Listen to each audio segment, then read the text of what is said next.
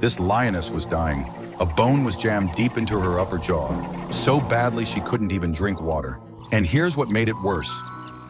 She hadn't eaten in nearly 2 weeks. If that bone didn't come out soon, she was done. But a wildlife ranger named Haley spotted something off. She grabbed her tranq gun and put a dart right in the lioness's hindquarters. Moments later, the lioness went completely limp. To be safe, Haley prodded her with a rifle. Once she was sure the lion was fully under, she got to work, performing oral surgery right there in the field. She took a wrench and hammered at the bone until it finally broke free. The smell was unbearable. One look at it told the whole story. The surface had turned black, meaning it had been lodged in her mouth for a very long time. If Haley hadn't found her when she did, this lioness would have slowly wasted away. But even with the bone out, weeks without food or water had left her in terrible shape. Until she woke up, the team had to stand guard, because hyenas wouldn't think twice about going after a defenseless lion. The next morning, Haley rushed back to check on her, and her heart sank. Normally, the lioness should have been awake hours ago, but she still wasn't moving. As the sun climbed higher, the African heat turned brutal. The lioness still hadn't woken. Her pulse and breathing were barely detectable. The blazing sun kept draining whatever strength she had left. The crew pulled a vehicle over, using its body to shield her from the heat. Prolonged starvation had shut her system down. All they could do was watch and wait. Haley placed fresh water next to her. Nothing. No reaction at all.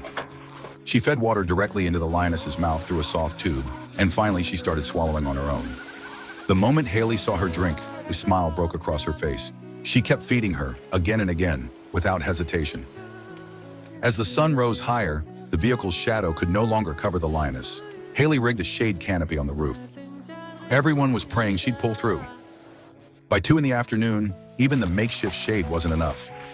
The team carefully moved her under a tree. Haley kept pouring water over her body to bring her temperature down. Slowly, her strength started coming back.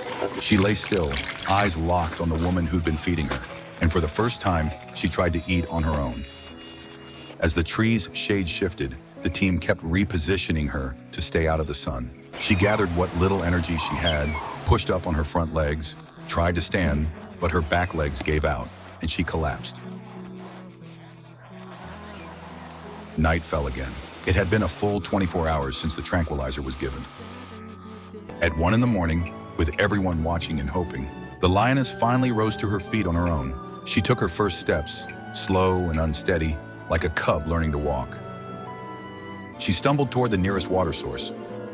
Haley started the truck and followed quietly behind, watching over her every step of the way.